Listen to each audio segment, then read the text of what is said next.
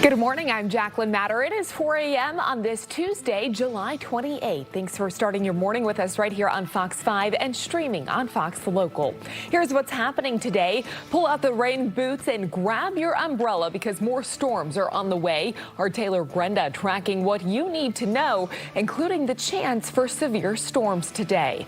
Plus, a data center debate. A major vote today in Montgomery County could set the tone for data centers there. And in Northern Virginia, a new push to stop a newly proposed data center and power plant.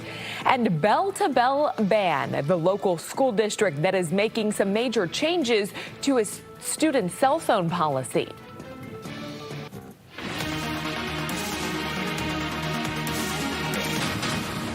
Good morning. Thanks for joining us here on this Tuesday. Glad to have you with us. Taylor back with us today, and good to see you, Taylor. I know we're tracking some storms throughout the day. Does that include as we get started here this morning? Unfortunately, yes. It's going to be an unsettled day, the most unsettled day of the entire week. So certainly one of those days, if you have outdoor plans, make sure you have a backup plan because we're going to see waves of showers, maybe some storms roll throughout the course of today. So this morning, the afternoon, the evening could all be impacted. It's not going to be a total washout, but of course, we'll have much more on when this completely gets out of here, and a look ahead to that 7-day coming up. Jacqueline? All right, we will prepare ourselves and check back in with you shortly, Taylor. Thank you. Taking a look at our top stories this morning. Funeral services begin today for late South Carolina Senator Lindsey Graham. World leaders, along with President Donald Trump and officials, will pay their respects in Washington. Graham will not lie in state or honor. Instead, there will be a special ceremony at the Capitol Rotunda, followed by a funeral service at the National Cathedral. Services will then shift to Graham's home state of South Carolina.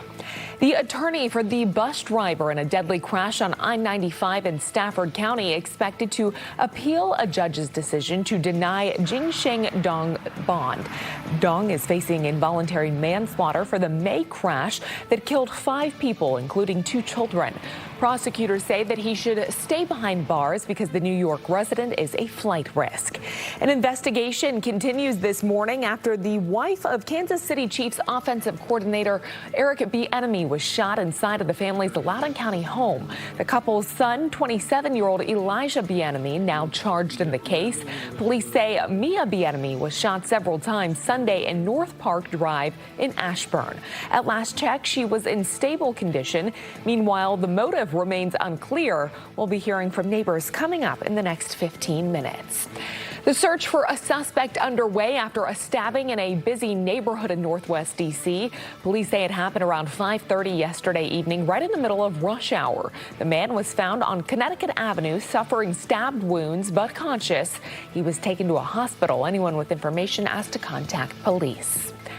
Montgomery County Public Schools rolling out a new bell-to-bell cell phone policy for all students. Under the new rule, students must keep their phones put away from the first bell until dismissal. That includes between classes and during the lunch break. Our Maureen Ume covering this for us this morning. She'll have more coming up in the next half hour. New this morning, a kitchen fire at a residential unit of the Watergate Hotel. Flames breaking out just before 12:30 this morning along New Hampshire Avenue Northwest. DC Fire and EMS says that the fire was on the 6th floor. It has since been put out. Firefighters had to ventilate several floors due to heavy smoke. One person and a cat are now displaced, but thankfully no one was injured. Well, data center drama continuing and coming to Alexandria now. Residents there organizing to oppose a new project and the power plant needed to supply it. It comes as other jurisdictions are also tapping the brakes on data center development. Our Melanie Alnwick live in Alexandria with more there. Mel?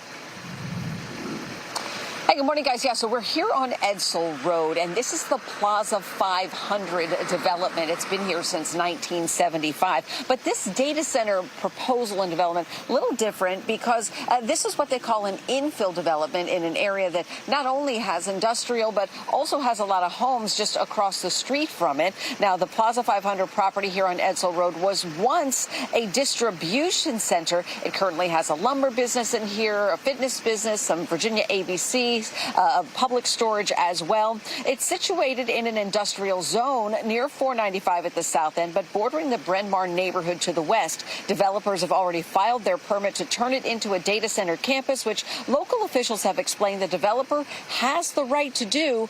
The data centers, however, will also need an electric substation to power them, and residents say that's what they really don't want, and they say that's their best hope to pull the plug on the project, and they plan to petition Fairfax County to deny the land use. Now, in Montgomery County, the council is expected to vote today on a bill that would ban new permits for data centers for the next 18 months. County leaders say it would give the county time to set stricter zoning regulations on data centers. Several other counties, including Prince George's and Frederick counties, have passed similar laws. However, some people say that this would stifle development and much needed economic development in Montgomery County. However, back here in Alexandria, there is a meeting tonight where Dominion Energy is going to brief the local land use committee on that substation proposal.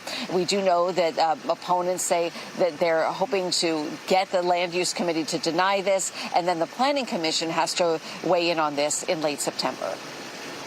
All right, Mel, thank you. Definitely something a lot of people are talking about these days as these data centers continue to pop up around our region. Let's take a look outside now. 406 out towards National Harbor as we get our Tuesday started. Taylor went to go grab my umbrella out of my bag because I was trying to make more room in it, and I said, wait a minute, I'm going to probably need that later today. Exactly. So today's going to be the most unsettled day of the entire week. We'll have some showers around, maybe some strong storms as well. So we will be under that severe weather risk. Main concerns moving forward today will be damaging wind gusts and also isolated flash flooding, especially with saturated ground already. 76 degrees right now in downtown D.C. We have 70s popping up across the area.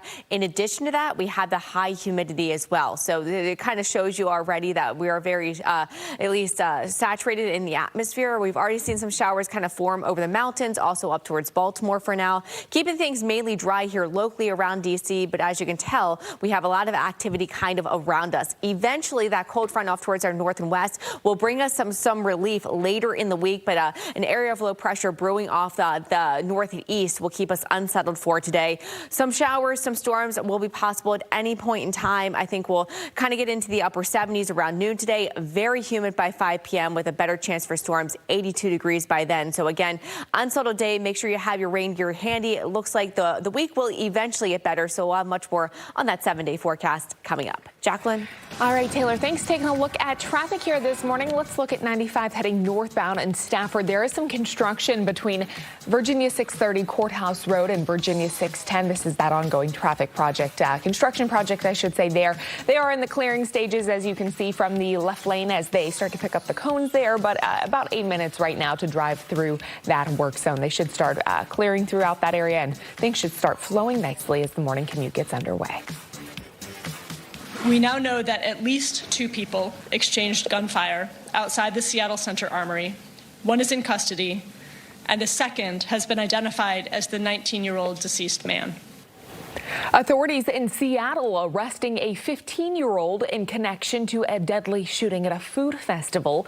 A 19-year-old who was killed in that shooting has also been identified as one of 3 suspects. Police believe the shooting could be gang-related. Gunfire erupted during that 3-day food festival on Sunday, leaving 3 people dead and at least 4 others injured, including a toddler. President Trump and Israel's Prime Minister Benjamin Netanyahu set to meet today at the White House to discuss the ongoing war with Iran. Ahead of today's visit, security has been ramped up with temporary fencing going up around 1600 Pennsylvania Avenue. Additional National Guard troops and Secret Service have also been deployed around the White House.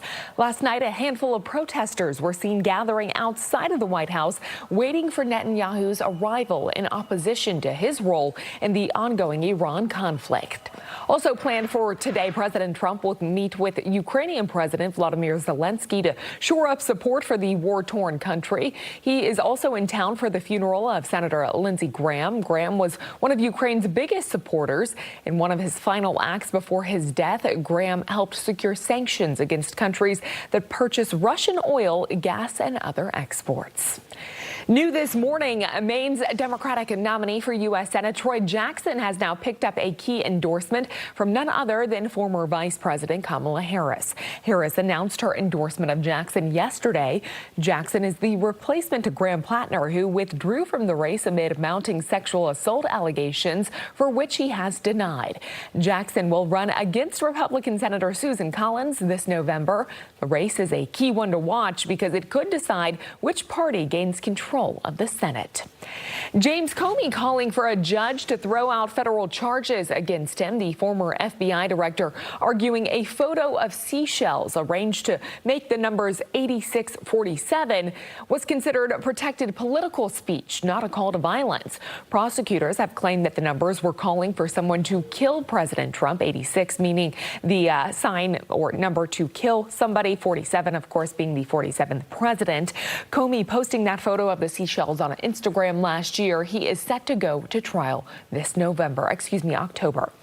Developing right now, attorneys of David Hearn, the former Olympian charged with damaging the reflecting pool, are demanding the transcripts from the grand jury proceedings that led to his indictment. Hearn's attorneys are also asking for information on what the judge told jurors on Hearn's alleged crime. Hearn pled not guilty to property destruction after a judge rejected a request to dismiss the case. His trial set for September. Coming up, a shocking crime shaking up a quiet Northern Virginia neighborhood, and the suspect, someone neighbors would never expect. What we're learning about the son of a former Commanders coach, now accused of shooting his own mother. Plus, a mysterious illness continues to sicken dozens of teen cadets at the school in Laurel. How one parent's medical discovery is now contradicting what investigators are saying about that illness.